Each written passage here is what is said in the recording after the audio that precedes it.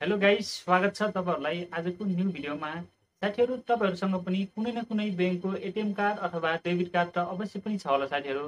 र तपाईहरुको ATM card अथवा डेबिट कार्डमा तपाईहरुले यस्तो खालको वाइफाई को जस्तो सिम्बल अवश्य पनि देख्न सक्नुहुन्छ साथीहरु।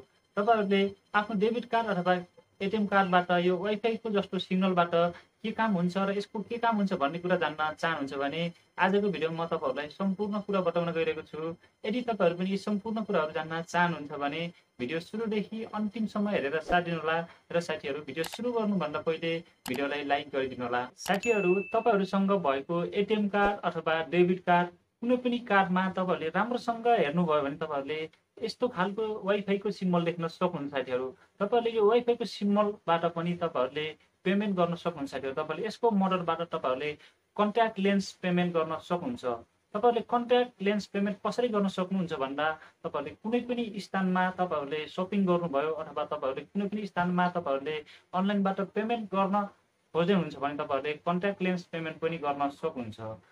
तपाईहरुले अनलाइनबाट पेमेन्ट गर्दाखेरि तपाईहरुले क्यूआर कोडबाट पेमेन्ट गर्न सक्नुहुन्थ्यो र तपाईहरुले विभिन्न अनलाइन ट्रान्ज्याक्सनहरु गरेर पेमेन्ट गर्न सक्नुहुन्थ्यो। त्यसको लागि तपाईहरुलाई इन्टरनेटको आवश्यक पर्थ्यो तपाईहरुले, र त्यसमा पासवर्ड हाल्नु पर्ने हुन्थ्यो, धेरै झन्झट हुन्थ्यो साथीहरु।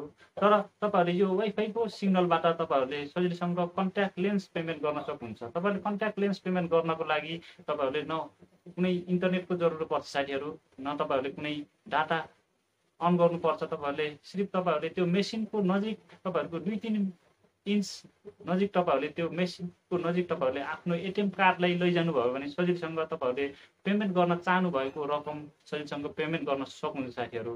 र तपाईहरुले शपिङ गर्नुभयो र तपाईहरुले कति पेमेन्ट गर्न चाहनु भएको छ तपाईहरुले त्यो तपाईहरुको मेसिनमा टाइप गर्नुपर्ने साथीहरु। तपाईहरुले अब कति पेमेन्ट गर्न चाहनु भएको छ तपाईहरुले त्यो मेसिनमा टाइप गर्नुस्।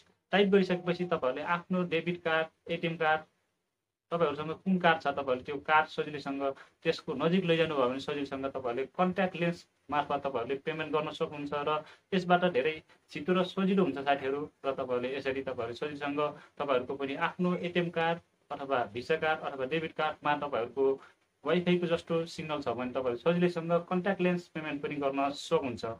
र साथीहरु, तपाईहरुले अवश्य पनि बुझिसक्नु भयो साथीहरु, एटीएम कार्ड अथवा भिसा कार्ड, डेबिट कार्डमा तपाईहरुको वाइफाई को सिग्नल छ भने यसको काम के हुन्छ र हामीहरूले कसरी यसलाई प्रयोग गर्न सकिन्छ भन्ने कुरा तपाईहरुले अवश्य पनि बुझिसक्नु भयो होला भन्ने पूर्ण आशा गर्छु साथीहरु। र तपाईहरुलाई भिडियो कस्तो लाग्यो, भिडियो राम्रो लाग्यो भने भिडियोलाई लाइक, कमेन्ट, शेयर गरिदिनुहोला। र यस्तै खालको टेक्निकल सम्बन्धी नयाँ भिडियोहरु सबभन्दा पहिले हेर्न चाहनुहुन्छ र च्यानलमा नयाँ हुनुहुन्छ भने च्यानललाई अवश्य पनि सब्स्क्राइब गरेर छेउमा आएको बेल बटन अलमा टच गर्न भन्दै आजको भिडियोबाट बिताउन चाहन्छु। हस्त, धन्यवाद।